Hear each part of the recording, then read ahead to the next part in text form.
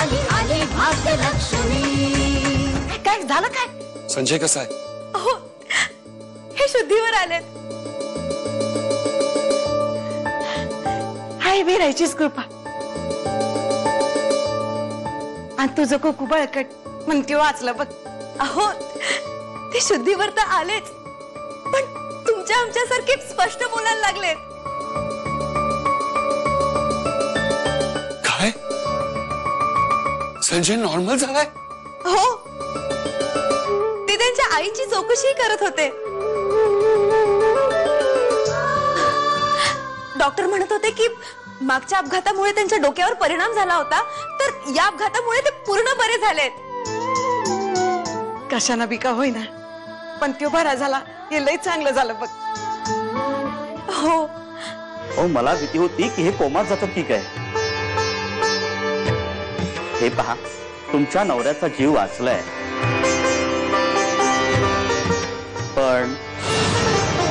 पण काय? त्यांची उजवी बाजू पॅरालाइज झाली आहे।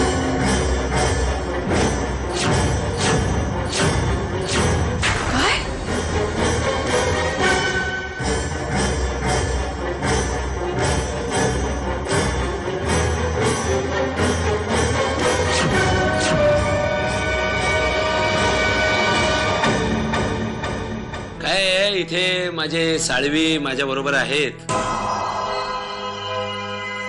त्यांनी आतापर्यंत जे काही केलं त्याच्याबद्दल त्यांना पश्चाताप होतोय तेव्हा आता त्यांच्या नातीला जरा सोडलं तर।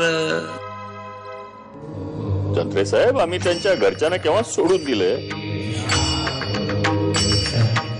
हा पण जंत्रे साहेब तुम्ही तुमच्या त्या साळवींना जरा समजावून सांगा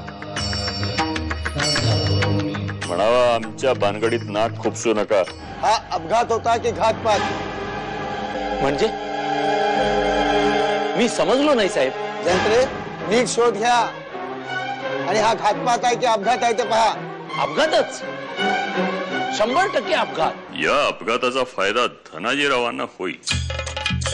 फायदा धनाजीरावांना? काय बोलताय बाप्पाजी? इथे त्यांची बायको गेली तो मुलगा त्या अवस्थेत असताना। तेच तर म्हणतोय आम्ही जंत्रे।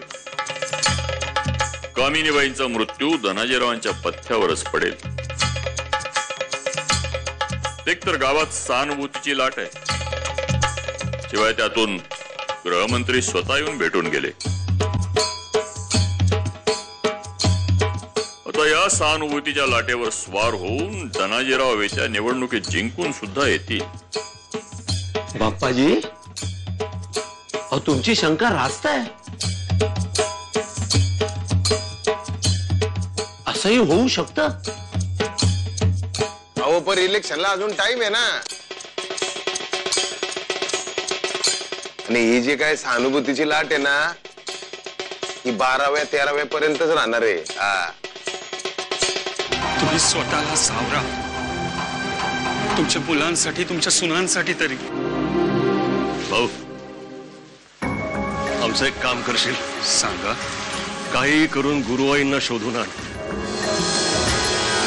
याच त्यातून मार्ग दाखवतील। आई नसली म्हणून काय झालं? मी आहे ना आणि आई नाही आई सारखी आहे ना। नको रडूस बा।